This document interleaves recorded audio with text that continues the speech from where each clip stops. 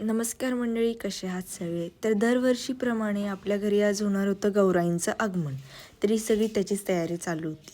तर स्टार्टिंगला आम्ही मंडप वगैरे फिटिंग करून घेतला आणि त्याच्यावर मंडपाचा कपडा वगैरे लावून घेतलेला आहे.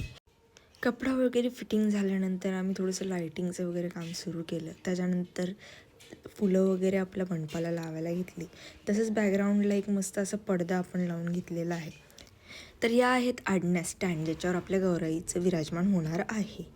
तर गौरी आगमन आम्ही केलेलं आहे. तसंच नैवेद्य वगैरे आईने बनवून घेतला.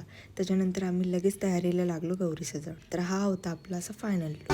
तूने डारा जो प्रीत का डोरा